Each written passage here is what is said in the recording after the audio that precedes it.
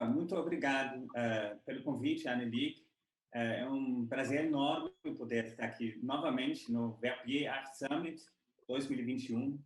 Obviamente, em condições totalmente diferentes do que a gente queria, do que a gente esperava, o que a gente viveu, eu, pelo menos, em 2019, quando nós discutimos o tópico Nós Somos Muitos, arte, a política e as múltiplas verdades. Bom dia, Jamila. Bom dia, Naime. Vocês não têm ideia como é um prazer, uma honra conversar com vocês. Ver vocês duas juntas numa conversa, que eu acho que é urgente que ela acontece. Então, estou muito feliz que isso pode acontecer via a Verbier Art Summit, neste momento. Já de longa data, ambos de vocês são interlocutoras extremamente importantes para mim, pessoalmente, profissionalmente, e em relação ao trabalho nosso atualmente no museu, na Pinacoteca de São Paulo. Os objetivos dos debates do Verbier Art Summit 2021 é explorar a melhor forma de usar a arte, a cultura, eu diria, e as interrogações artísticas para inspirar e implementar soluções para as urgências ambientais atuais. Esta edição é, de certa forma, o desdobramento da temática do Verbier Art Summit de 2020, em qual Jamila participou. O tema do ano passado era Com fome por recursos, nossa paisagem cultivada e seu impacto ecológico. Uma edição do Verbier Art Summit se alimenta das reflexões do anterior.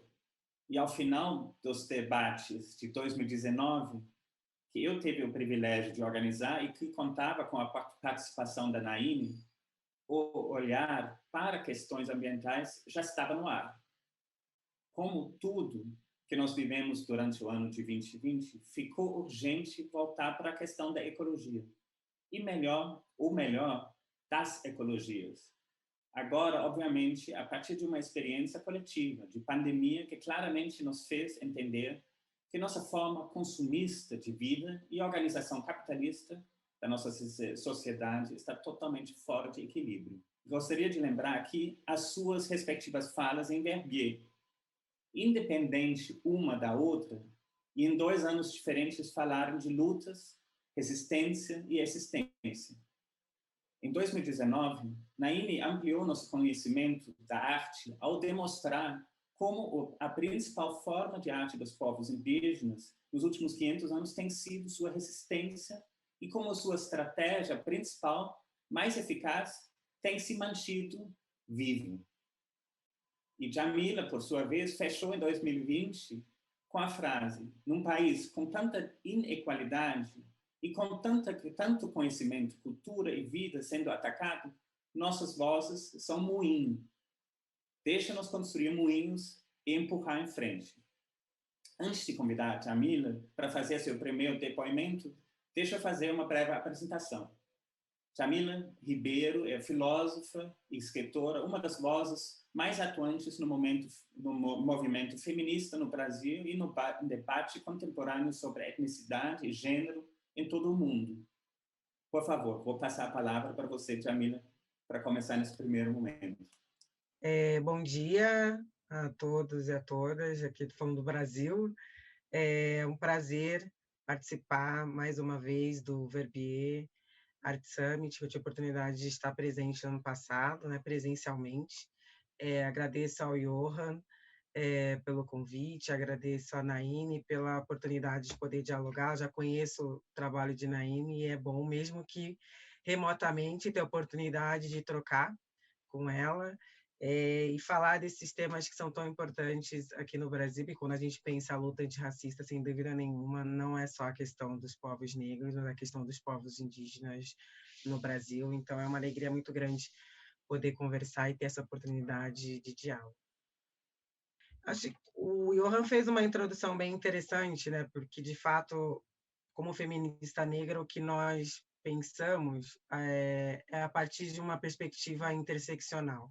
E quando a gente está falando de interseccionalidade, a gente está falando de opressões estruturais que se entrecruzam, não tem como não falar a questão ambiental, como no ano passado eu trouxe na minha apresentação, na minha fala, sobretudo a partir da fala dos povos quilombolas, que também são povos historicamente no Brasil que descendem, né, dos povos que construíram os quilombos, que foram no nosso povo, né, na verdade, que se recusou à escravidão, que refutou e que enfrentou a escravidão no Brasil, e o quanto que essa história também dos povos quilombolas, dos próprios quilombos, é uma história invisibilizada no nosso país.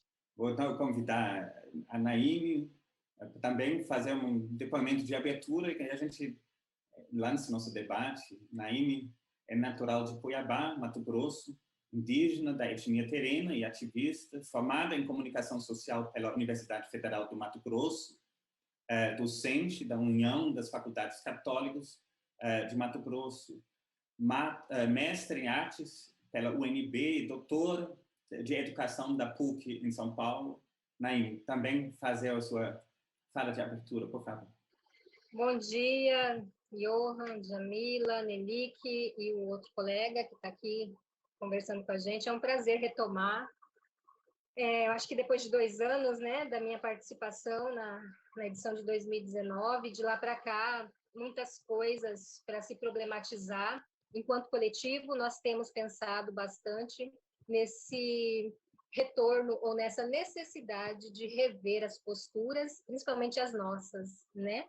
Quem somos nós, povos indígenas, nesse mundo? As nossas contribuições, nós temos certeza, são fundamentais para a melhoria da nossa vida como um todo, da nossa vida em sociedade, e principalmente para a gente pensar o que é o planeta, né?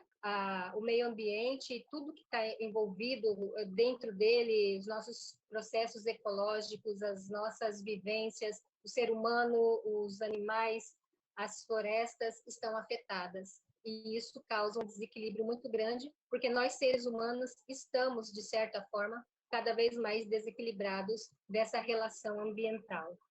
Acho que a gente pode, talvez, para iniciar, um pouco a explorar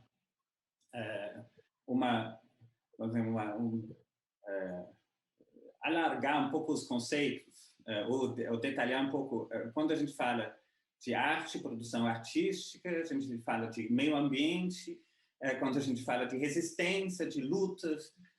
Então, eu gostaria de ouvir um pouco vocês ambos falar dessa.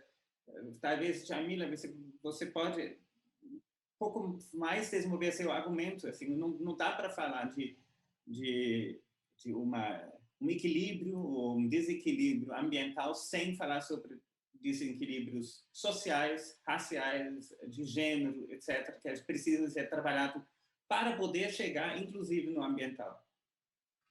Sim, é uma discussão que a gente tem feito historicamente, né, enquanto movimento. É uma questão, por exemplo, dessa discrepância muitas vezes, né? As pessoas falam, bom, a gente tem que usar menos água. Claro, temos que usar menos água, mas a gente está falando também de populações no Brasil, sobretudo as periféricas, que muitas vezes não têm nem acesso à água, né? De muitos lugares no Brasil que as pessoas não têm acesso à água potável, por exemplo. Né? E muitas vezes a gente foca numa questão individual e a gente não está focando na questão mesmo das grandes indústrias, desse oligopólio, não está focando em realmente no debate do capitalismo, né? De quem se beneficia, dos donos dos meios de produção, e como historicamente essas produções que não pensam por uma perspectiva sustentável, já é predatório historicamente. A gente está falando de povos, né, dos povos negros no Brasil, que durante quase 4 séculos foi mercadoria, né? Era tratado como mercadoria, era a base da economia no Brasil durante quase 4 séculos, foi a escravidão, foi a exploração econômica do racismo. A exploração econômica, as pessoas que tinham que trabalhar forçadamente, uma vez que também não tinham direito a receber pelo seu dinheiro, mas também elas eram vendidas também, né? A pessoa negra, ela era uma mercadoria. Então, tem uma série de questões no Brasil que apartaram as populações negras de ter acesso à moradia digna, de ter acesso a terras, e que aí forçou todo um processo de favelização, essas pessoas a construírem casas irregulares, muitas vezes em lugares que não é o correto, porque são áreas muitas vezes protegidas ambientalmente, e é o que se faz, pune-se essas pessoas, tiram essas pessoas de lá, muitas vezes forçadamente, mas não se pensam num plano de habitação de fato para que essas pessoas sejam incluídas. Então, sempre se penaliza, muitas vezes, essa população, em vez de entender qual é a estrutura que faz com que essas pessoas estejam nesses lugares. Lugar que não tem saneamento básico, lugares sem o mínimo da presença ali do Estado enquanto inclusão social. Então, é uma série de questões, né, que muitas vezes acabam não entrando no debate. E, por um outro lado, também tem a própria negação dos saberes desses povos em relação à vida harmoniosa com a natureza, né? Por outro lado, tem essa questão estrutural das opressões que fazem com que esses grupos fiquem em lugares extremamente vulneráveis e vulnerabilizados, e sejam penalizados, toda vez há mais uma ocupação, a justiça determina que se tire aquelas pessoas de lá e não se entende e não se leva em consideração que, historicamente, eles foram apartados desses direitos. E, por outro lado, também não se valoriza, se o racismo é estrutural, né, ele estrutura todas as relações sociais, também não se valoriza os saberes que esses povos construíram, esses povos desenvolveram, né, inclusive dos próprios povos quilombolas, a própria vida em comunidade, o próprio conceito no candomblé, por exemplo, de harmonia com a natureza e dessa visão circular e não dessa visão hierárquica, que no candomblé é uma visão de circularidade, de entender as diferenças um do outro, mas de um depender do outro. Então, o xirê, por exemplo, que é a dança dos orixás, que sempre começa com Exu e termina com Oxalá. Eles são orixás completamente diferentes, mas todos dançam juntos no xirê.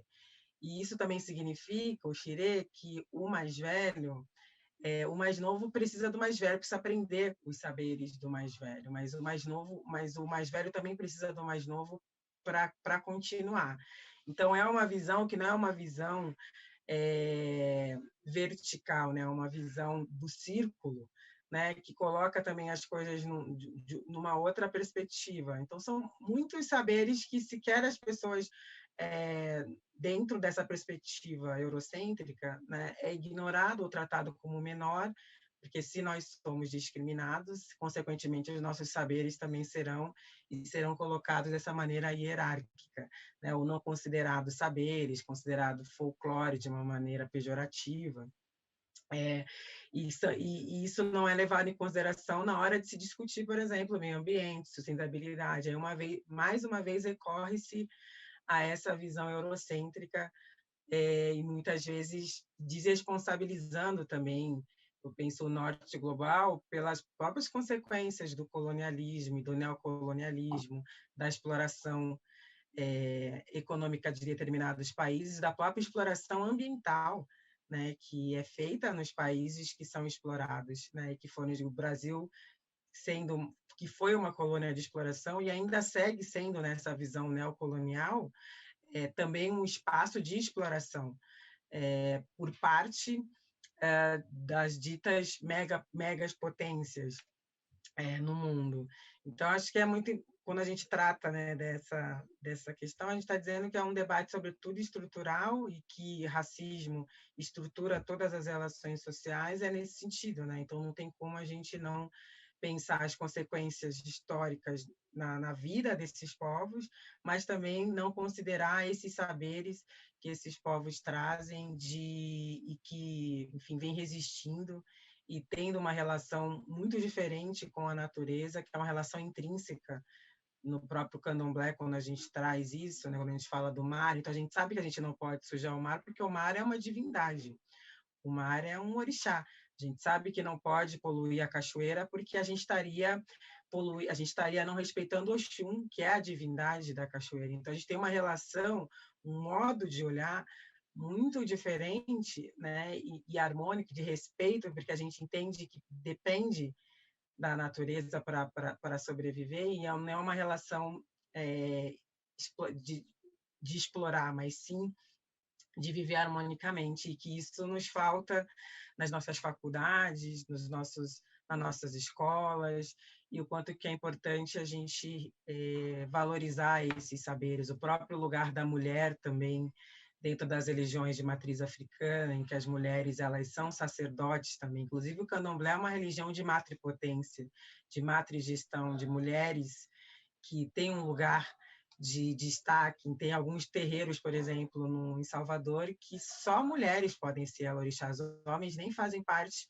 da sucessão, né? E que essas mulheres foram as responsáveis pela manutenção, por serem guardiãs de saberes ancestrais.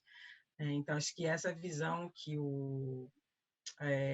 esses lugares de saber, de epistemologias nos trazem, são muito importantes, e é justamente por isso que a gente não pode negar essa discussão, senão vai ser uma discussão, mais uma vez, incompleta, né? Se a gente não traz essa questão da estrutura do racismo como preponderante para a manutenção dessas desigualdades. Naime, você pode, assim, talvez a partir da fala da Djamila, explorar um pouco também a questão que a gente tem discutido muito, né? A relação do fazer artístico do fazer com natureza. Acho que em quase todas as obras, inclusive na exposição, sempre sobre a relação com natureza, ou sendo parte da natureza. Eu fiquei ouvindo e pensando sobre tudo isso, e pensando também na nossa live de ontem, né, Johan, o quanto isso tudo é muito forte, muito potente, e para a gente não se desprende, né? A arte, ela não se desprende dos processos que fazem parte da nossa vida. Todo esse processo de criação, ele atravessa a vida indígena, né? A gente não coloca fragmentado ou dentro de uma caixa, como a gente costuma dizer. Ela faz parte de todo um processo e não se desprende. E aí, como não se desgruda, né? A gente tem todos os conflitos e todos os problemas que são conectados, né, por um pensamento de dominação.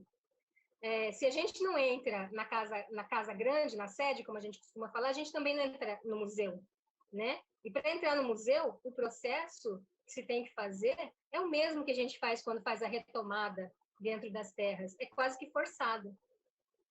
A nossa grande discussão hoje é que isso não vire uma questão do momento, ou algo que a gente possa, daqui 1 ano ou 2, ver que foi uma moda, ou que porque começou em uma instituição, a outra fez para não ficar para trás, ou para cumprir uma tabela, ou cumprir um relacionamento com esses outros, né?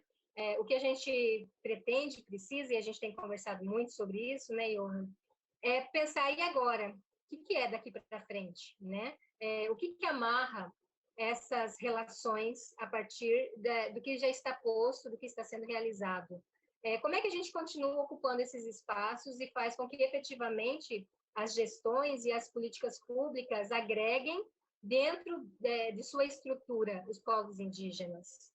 Esses processos de omissão e de apagamento, tanto dos povos indígenas como dos povos negros, precisam ser reparados. E o campo da arte também precisa fazer isso, né? Porque a gente não quer mais inspirar o artista branco, a gente quer mostrar de onde vem a inspiração, né?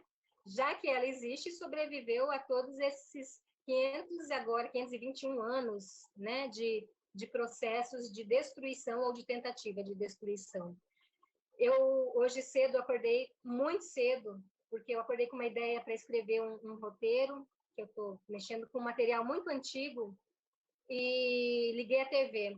E no jornal local falava que da exportação dos produtos agrícolas do Brasil, eu acho que, se não me engano, chegava a 60% são oriundos de Mato Grosso, né? E o que se comemora? O tom era de comemoração, obviamente, mas o que nós, população, comemoramos? Se a gente compra 1 quilo do arroz, um pacote de 5 quilos de arroz aqui, está custando mais de R$20. Uma melancia a gente paga no mínimo R$10. A banana chega a R$10 também. O que eu vou comemorar com essa grande exportação? Uma bandejinha de milho com 4 espigas custa R$10, R$12, né? Assim, eu não consigo ver como a população e a base e a gente que está na periferia vai comemorar essa exportação, como é que ela afeta a nossa vida? Será que ela afeta positivamente? Né? Será que a gente cada vez mais não está sendo sugado por esse sistema que quer vender aí essa narrativa de que é legal porque a gente está exportando e esse dinheiro está chegando para quem? Né? Sendo que aqui a gente muito mal está conseguindo comprar os itens básicos. Ao mesmo tempo, eu vi nas redes sociais de um parente que é do povo Tapera-Pé, aqui de Mato Grosso, né? Eles são chamados de Apiauã, por eles mesmos, mas a gente conhece como Tapirapé, em que ele postou uma série de imagens, de vídeo, de foto do clã dele, o clã Araxã, que estava fazendo uma distribuição de melancias da roça comunitária. Eles plantaram essa roça, encheram uma quadra de escola de melancias e chamaram o povo para consumir a sua melancia. Se um povo como esse não tem nada a ensinar para a sociedade, eu não sei quem tem. Naine, você pode, a partir desse momento, é lindo a imagem, talvez falar um pouco sobre o título que você deu à exposição, que eu acho que vai muito em encontro com a fala também da Jamila, quando ela fala sobre a cultura candomblé, que é Veshua, nós sabemos. Explica isso, por favor, seu raciocínio, eu acho que ele vai muito além da ideia de fazer artístico, ele vai, assim, ele tem uma outra dimensão que eu acho que vai ser interessante nessa nossa discussão. Sim, Bechua é uma palavra em terena, né? E tem uma livre tradução como nós sabemos. Ela tem um princípio, na realidade, de trazer isso que a gente está falando aqui, né? Desses outros conhecimentos que são renegados, desses outros conhecimentos que são abafados, talvez porque eles tenham tanta importância para se constituir uma nova sociedade, que ele causa temor nesses outros agentes da sociedade, né, que mantêm o poder e que dominam aí, de certa forma, esse sistema de relações de mundo. Então, quando eu pensei em Veshua, nós sabemos, eu pensei que os artistas convidados viriam com todo o conhecimento que eles poderiam agregar a partir das obras que eles trariam para a exposição. E não só de uma forma estética, isso eu tenho repetido bastante, porque a composição estética das obras é um elemento importante, mas o mais importante é o que nós sabemos e o que a gente consegue expressar a partir dessas obras. Tenho dito também que talvez nesse momento a arte seja a ferramenta mais acessível para a população de uma forma geral, porque a gente está num mundo tão permeado de falsas notícias e de falsas narrativas, que a formação de pensamento das pessoas, quando você vai levar a informação ou a contra-informação, elas já se armam contra você. E a arte tem um outro poder de entrar por um outro viés, né? Para falar tudo que nós sabemos. E aí, a exposição tem dois pontos muito fortes, né? Que no meu ponto de vista. Um que é esse do ativismo, da militância, de mostrar o quanto a gente tem tentado resistir, tem conseguido resistir a tudo que se já transcorreu no Brasil, e por outro, existe a cura. E essa cura, ela é universal. A gente não pede essa cura somente para os povos indígenas, como a obra do Macu, por exemplo. É uma cura para a humanidade. E isso é um processo de solidariedade, e é que a gente tanto fala, né? Do coletivismo e da solidariedade que os povos indígenas carregam entre si e para todo mundo. Então, ao mesmo tempo que vem trazendo aí, não se esqueçam, tudo que a gente passou e que a gente está passando, mas não se esqueçam também que a gente tem pensamento solidário e que isso faz parte das cosmologias, faz parte da relação com a natureza, faz parte da relação do ser humano para com o ser humano. Então, eu acredito que tem uma questão muito mágica e muito forte dentro desses pensamentos que a gente consegue reunir ali, que todos os artistas indígenas acabam trazendo sempre na composição das suas obras. Ao mesmo tempo que eu quero te dizer, nos ajude e vamos mudar a cena. Eu estou dizendo que eu tenho ferramentas e que eu posso te ajudar e que eu estou te oferecendo isso, né? Sem te cobrar nada, porque realmente tudo isso é oferecido sempre de uma forma muito boa E aí vem até aquele estereótipo do presente, né? Isso se chama solidariedade. Mas, Jamila, você quer continuar a partir desse ponto, talvez? Vi você. Uhum.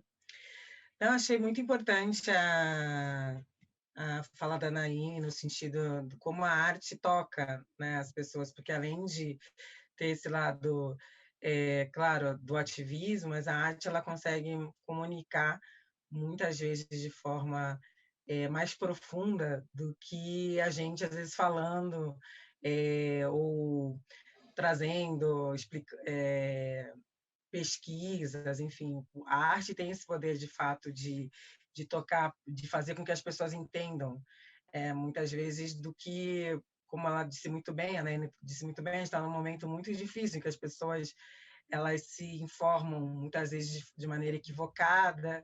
Também essas falsas comunicações, né, essas falsas informações, elas vêm já há muito tempo, né? Desde quando a gente diz o Brasil foi descoberto, já é uma grande fake news, né? O Brasil foi, os portugueses descobriram o Brasil.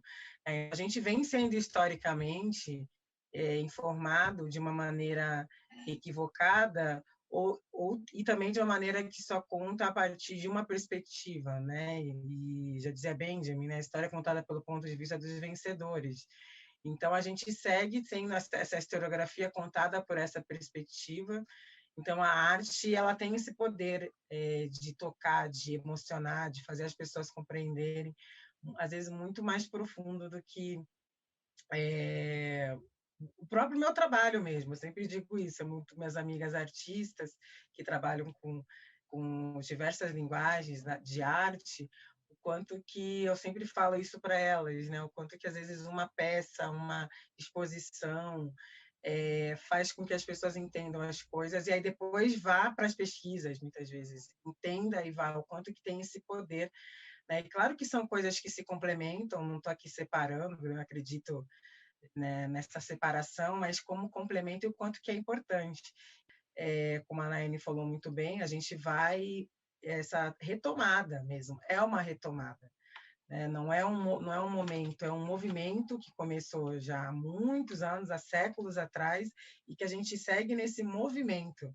Né? Porque muitas vezes é colocado nesse lugar, como a Naine falou muito bem, de vou fazer porque é moda, vou fazer para não parecer racista, mas que na nossa concepção é um movimento, né, que começa desde dos primeiros quilombos que resistiram à escravidão. Esse é um movimento. A gente não pode tratar a questão dos povos negros e indígenas, dos povos originários, como moda, né, sendo que a população negra, a maioria da população no Brasil, por que isso seria moda e não parte, né, um conhecimento, saberes que são parte dessa sociedade, que elaboram essa sociedade, que são povos que elaboram o mundo e que pensam o mundo. Tratar como moda ainda é essa visão ocidental de que mantém essa hierarquia, que ainda não reconhece esses povos na sua humanidade, que ainda estão colocando como algo menor, como ainda estão querendo manter essa estrutura hierárquica, inclusive de humanidade. Né? São menos humanos do que a gente, então é uma modinha aqui que a gente faz ali, mas que não entendem como fundamental e parte dessa sociedade. Então, é sempre olhar para essa perspectiva de que é um movimento que não começa hoje, muito pelo contrário. Então, as pessoas hoje elas falam, mas hoje estão se falando mais sobre, né, a questão racial. Bom, sempre se falou. A gente teve o primeiro jornal da imprensa negra é de 1800 e tanto, dos anos 1800. Então, a gente fala de mídia contra-hegemônica, né? Eu dou aula de jornalismo contra-hegemônica na PUC São Paulo. Às vezes os alunos falam, e as alunas, né? Mas hoje em dia que tem mídia contra-hegemônica. E aí, em uma das aulas, eu mostrei, olha, desde 1800. Tem um jornal, o primeiro foi O Homem de Cor, e era um jornal que falava contra a escravidão. Depois a gente teve uma série de outros jornais também durante a escravidão, no pós-abolição. A gente teve a revista Edição em Porto Alegre, o jornal do MNU, uma série de jornais, o Mulherio, que era um jornal feminista também, uma série de mídias contra-hegemônicas. Então, quando as pessoas falam que isso é um momento, eu falo, na verdade, hoje se fala mais, porque a gente conseguiu avançar em alguns aspectos, mas a gente só conseguiu avançar porque lá atrás nossos povos já estavam pavimentando esse caminho, né? Então a gente não pensa nada, como a Naine falou, fragmentado, né? E olhar para essa história como história do Brasil é fundamental, como parte da história do Brasil. Então só pensa como um momento quem desconhece a história, né? Quem desconhece que onde há poder, a resistência sempre existiu. As revoltas negras, as revoltas indígenas, os movimentos, a refutação a esse mundo que não nos vê como humano. Então, é sempre esse reforço que eu acho que é importante, de que é um movimento histórico e que hoje ganha mais força, mais adeptos, e que bom, que cada vez mais ganhe força, mas que ainda também tem um longo caminho ainda pela frente, né? Sem dúvida nenhuma. Acho que tem uma questão muito interessante, que acho que na fala de ambos de vocês, uma certa, quase uma certa contradição no próprio conceito da arte, ou pelo menos no conceito ocidental, ou europeu da arte, que sempre busca o novo, né? Que é sempre uma ideia da inovação, da novidade, de algo nunca visto, que eu acho, assim, faz um pouco parte da nossa lógica institucional, né? Que a gente quer mostrar algo novo. Isso tem essa tendência e esse perigo, que eu acho que ambos vocês falaram agora, que virá uma moda. Alguma coisa que não se viu até então, agora se torna visível. Então, é interessante, eu acho que pensando um pouco para a pergunta que norteia a nossa discussão aqui, é se a arte pode ser esse lugar onde se imagina outras formas para um outro futuro. Eu acho interessante ouvir vocês falar um pouco, assim, a Naine explicando esse conceito de nós sabemos, né? De olhar para sabedorias que, na verdade, são antigos, que precisam ser praticados, muito mais do que sempre renovados. Mas eu acho interessante pensar um pouco, talvez juntos com vocês, essa ideia do novo e da inovação. Eu acho que eu sou alguém também que sempre defende a arte. Obviamente, é o lugar onde a gente consegue pensar o impensável, né? O não denominável, que a gente não consegue falar, que não tem palavra, talvez. Que tem possibilidades de experimentar e errar. Isso eu acho interessante. Então, se nós pensarmos entre os dois pontos da renovação, né? Da inovação, renovação, invenção do novo e da tradição, eu acho que seria interessante ouvir vocês com suas visões, suas experiências, falar disso, talvez ancorado uma cosmologia pessoal de cada um. Porque eu acho importante, assim, entender qual o caminho a gente consegue imaginar para o futuro. Bom, deixa eu ver se eu consigo alcançar a tua questão. Pois é, a arte como um instrumento, né, para tudo isso. E aí eu vou falar pela experiência, né, que eu tenho vivido nesses últimos tempos como arte educadora. Eu entendo que a arte, ela entra nesses territórios todos, que é isso que eu venho dizendo há bastante tempo, e faz esse cruzamento de muitos territórios. E o corpo é um território, né? Eu tenho insistido muito em falar sobre evitar o esvaziamento dos nossos corpos, das nossas memórias, das nossas vontades. E quando a gente coloca a arte dentro desse contexto, ou em função de explicar essa necessidade de evitar esse esvaziamento dos territórios, que são nossos corpos, nossas vidas, nossa comunidade, a nossa casa, obviamente eu vou buscar a minha referência indígena e a minha referência negra, porque a minha família paterna tem, né, uma referência negra muito forte aqui de Cuiabá, para tentar movimentar corpos, porque eu tenho acreditado que os corpos, quando experimentam as nossas experiências ou fazem essas trocas, eles conseguem, então, compreender também e trazer aí todas essas marcas que eles mesmos carregam, mas que de alguma forma se adormecem ou adoecem, né? A gente passa por um adoecimento que às vezes nos afasta de quem a gente é. Então, o que eu tenho pensado e tentado experimentar o tempo todo é isso, são as sensações, são os sentidos, fazer com que os sentidos possam se movimentar, aí entender o que eu estou trazendo dentro da minha constituição, e é uma constituição muito pesada, então eu tenho pensado mesmo em como tudo isso pode ser repassado ou entregue a outras pessoas através da arte, né? E eu acredito que tenho tido um pouco de sucesso com isso, porque quando a gente encontra as pessoas nessas muitas atividades que a gente faz, a gente sempre recebe depois um retorno delas, né? E de como elas foram afetadas com elas mesmas, não foi pela gente às vezes, né? A gente e a arte foram apenas as ferramentas, mas elas se afetaram por elas mesmas e por todas as questões que estão dentro dela, mas que por alguma questão, algum momento ficou adormecido ou que talvez não parecia útil para essa vida que a gente vive atualmente, nesse momento. Eu também penso que a arte tem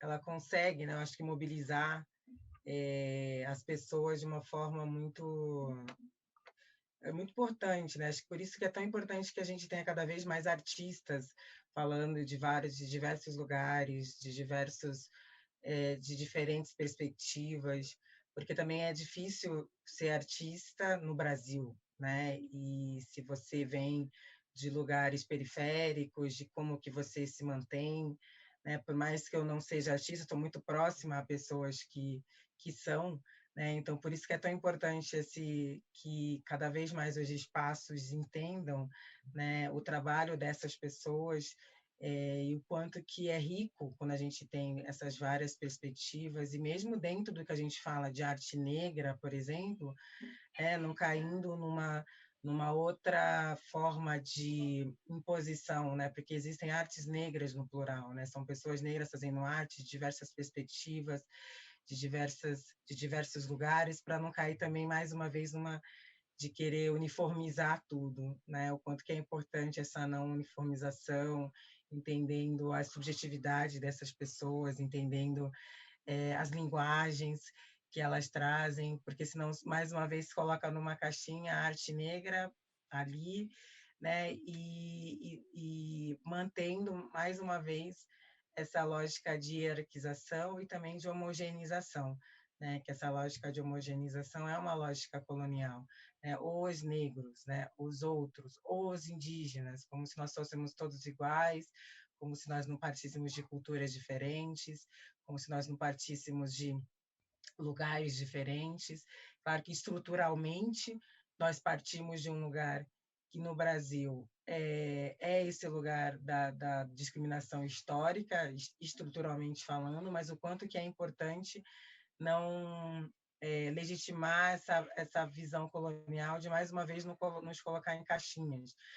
Falando, por exemplo, desse lugar da literatura, muitas vezes a literatura negra, então às vezes se junta todo mundo num lugar, e aí eu que sou ensaísta estou junto com a amiga que é poeta, que é romancista, como se a gente fosse a mesma coisa, como se a gente estivesse fazendo as mesmas coisas, usando a mesma linguagem, e coloca ali na livraria negro, pronto, ali separado de todos os outros, da literatura maior, do que seria a literatura maior, né? Então, isso é uma coisa que também muitas vezes que me incomoda, e que eu venho falando, olha, fulana é poeta, não tem absolutamente nada a ver com aquilo que eu estou fazendo, mas porque nós somos negras, pronto, nós somos iguais, né? Então, acho que romper com essa visão é sempre importante no campo da arte, acho que é o mesmo lugar, porque nós fomos colocados assim como outro, a partir dessa visão colonial, né? Negro é uma invenção colonial, né? Aquele que não é branco, essa oposição daquilo que seria humano, e quanto que é importante a gente sempre estar atento e atenta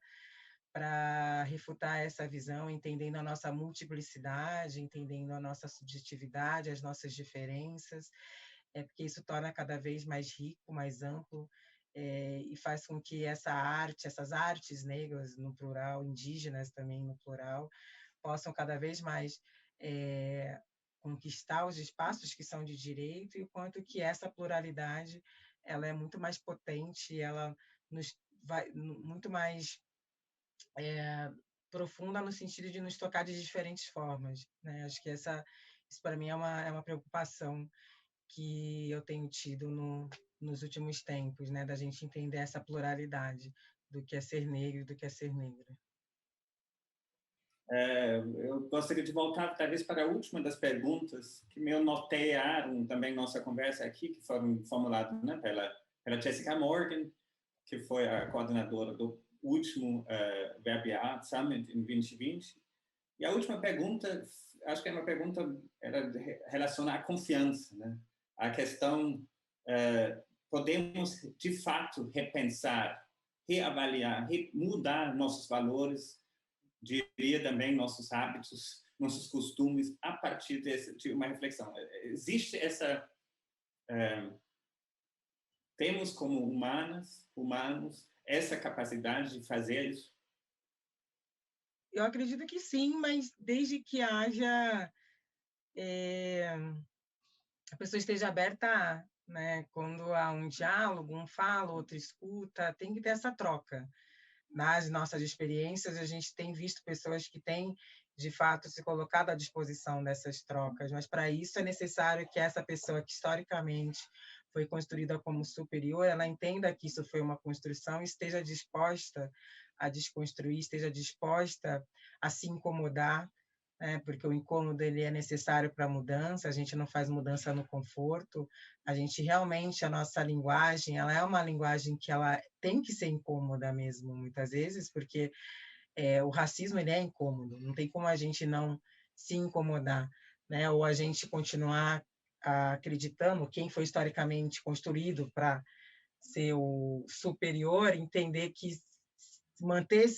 querer manter esse lugar, a manutenção desse lugar não permite trocas, não permite que a gente mude. Então, dentro dessa perspectiva da troca, eu acredito que é possível, sim, que as pessoas mudem, se afetem e entendam que a gente está sempre sendo afetado e afetando. Eu acho que a Djamila disse tudo, né? Assim, concordo plenamente que é possível, sim, né? Mas depende de cada pessoa querer fazer uma revisão de si, né? E do mundo e de seus privilégios. E aí, Johan, eu vou me remeter a você, obviamente, porque desde 2016 nós estamos nesse diálogo, né? E você no começo da nossa conversa nos disse, né, o quanto tem te afetado tudo isso. Então, assim, a resposta está aqui na nossa conversa, eu acho, né, e nessa trajetória, nessa caminhada que a gente tem feito, que é muito sincera, né, de perspectivas de mudanças, e aí não mudanças, obviamente, só em você, homem alemão, mas em mim, mulher indígena, de entender e de ver que não existem as panelas com as tampas fechadas e todas as pessoas estão fervendo ali dentro, na mesma panela, né? Cada pessoa está fervendo de certa forma e vai sair dessa panela de pressão no momento em que ela sentir que realmente aí aquele vapor vai estar fazendo esse escaldapé ou essa limpeza aí de pensamentos que a gente se acostumou a ter, né? Tanto eu quanto você e todo mundo que mantém relações de trocas, de conversa, de diálogo e de entendimento de existência.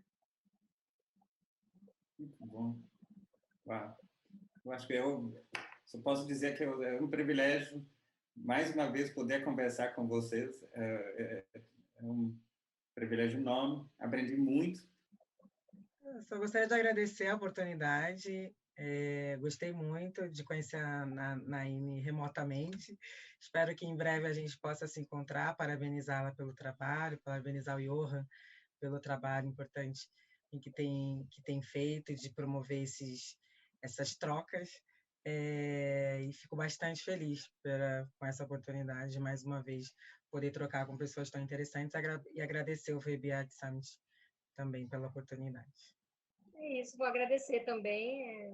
Não tenho muito o que falar. Como eu disse, eu estou bem instintiva, introspectiva e emocionada, então eu acho que eu vou só fazer um agradecimento interno para todos vocês e que chegue muita felicidade e saúde para todo mundo. Obrigado, então. Muito obrigado. Hi, and welcome to the live Q&A session of the Brazilian debate. My name is Annelixie Brandy, and I'm the founder of the Verbier Art Summit. We only have 10 minutes, so we will jump straight into the questions. And the first great question from Georgina Turner, who asks, are such organized political systems and processes what is needed today? And if so, are artists more appropriate leaders than politicians? It's a great question. Anneliek, great to see you. I'll translate for Naini because we have Naini with us, and I think she's, as an artist and an activist, maybe the right person to answer. Nós temos uma pergunta da Georgina Turner, que pergunta se é o momento dessas organizações, desse ativismo organizado, né?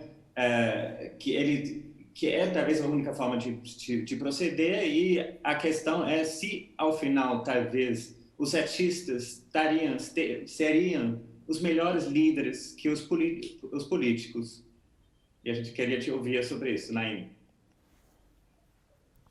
Oi, bom dia aqui para mim, não sei para vocês se ainda estamos em bom dia, né? Johan, você prefere que eu fale tudo de uma vez? Ou... Fala algumas frases para eu poder traduzir, tá bom? Tá. Pois é uma pergunta instigante, né? Talvez seriam bons conselheiros para a formulação de políticas públicas, né? E alguns se destacarem enquanto líderes. Eu fui tentar buscar aqui na minha cabeça alguns exemplos, né? Algumas pessoas que já entraram nesse setor da política, mas eu acredito que nesse momento eu diria que seriam bons articuladores para se construir políticas públicas de bom tamanho. Tá. So Naini responds first of all, she says good morning to everyone, and she says it's a great question, and probably the most urgent thing for artists is to be involved in policy making.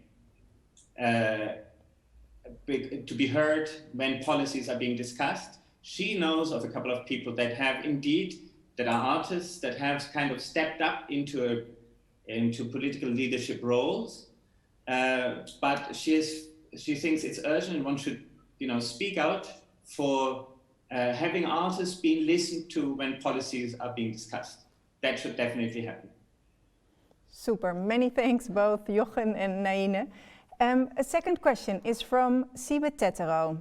Within the hierarchy of the interrelatedness between gender, social status, and environment and so on, which of these do you think should be leading to benefit all?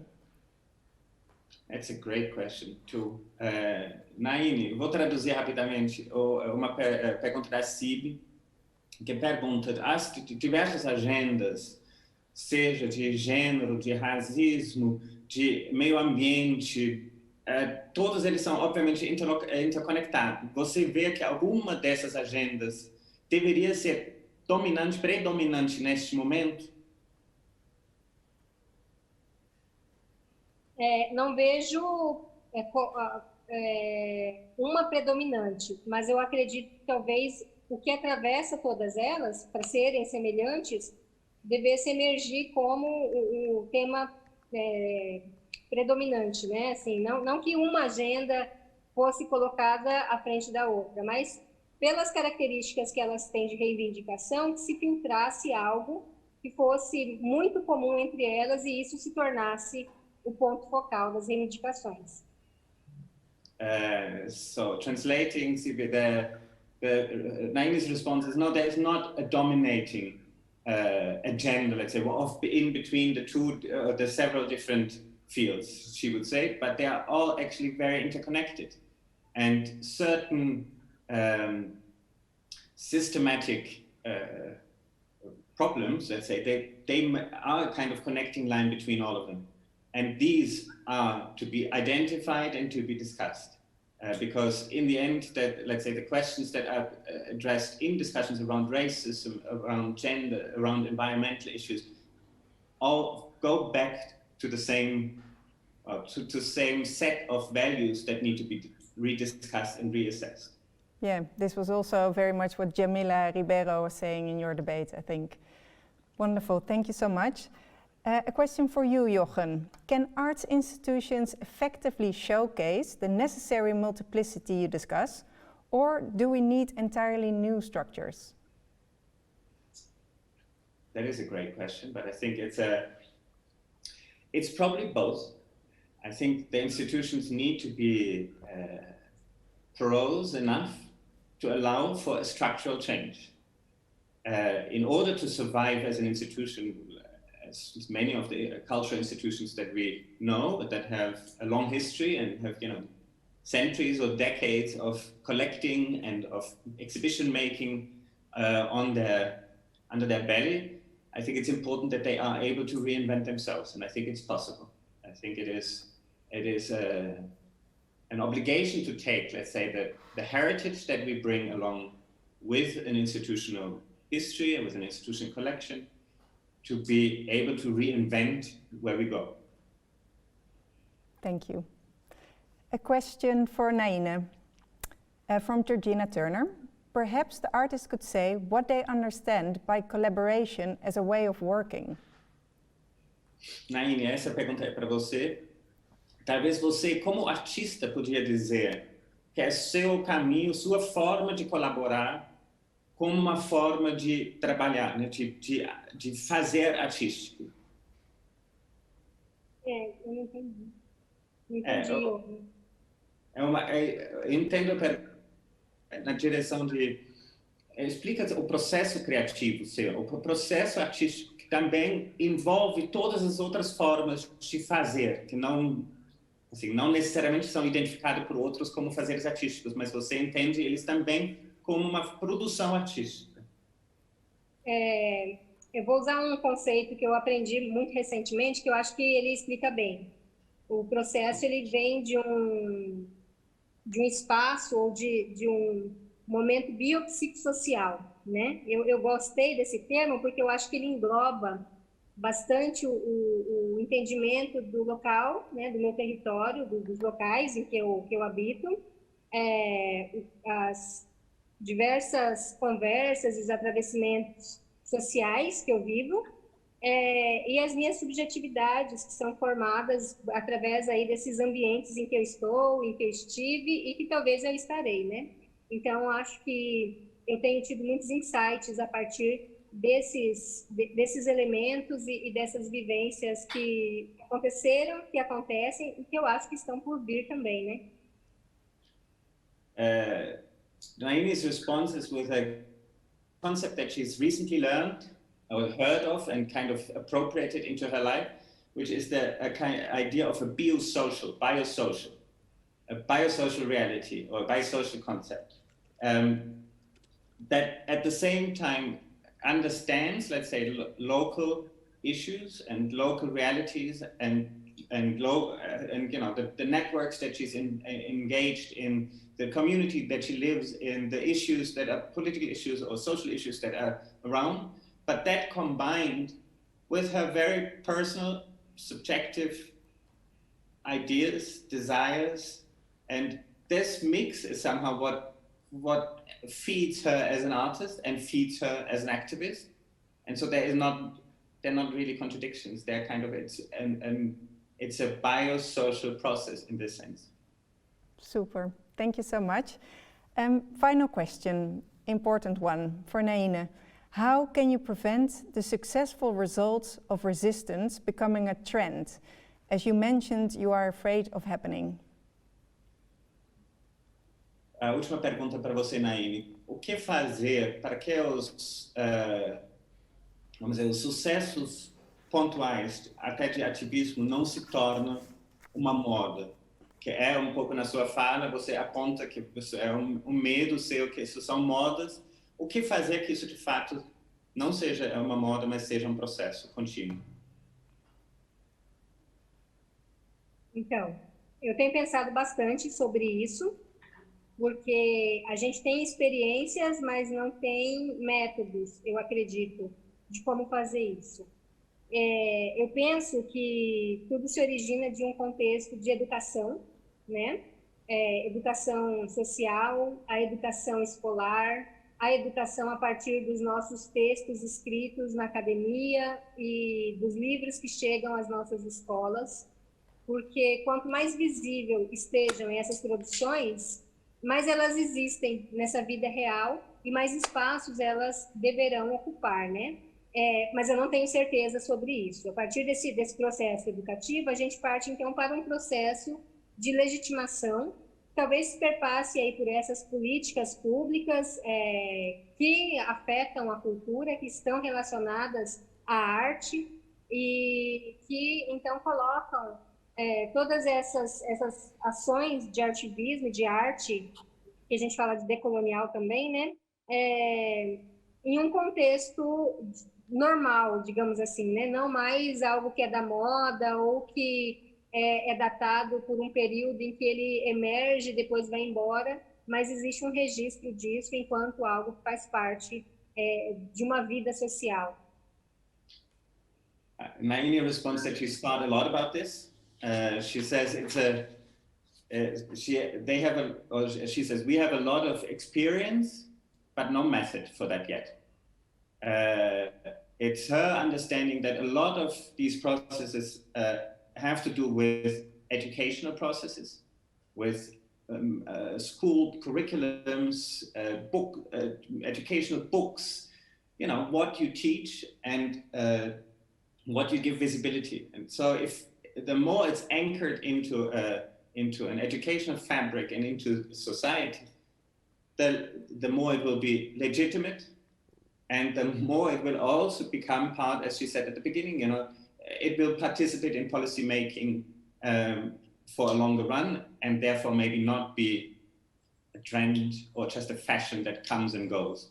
But she feels that it is very much related to educational processes, that what we now call decolonial processes are maybe not any longer something distant, or they do this, but it becomes part of our common fabric now, and our way of making things and going forward. Thank you, Jochen, and thank you, Naine. And this is exactly why it's really an honor for us to have you back as a speaker, Naine. Thank you so much.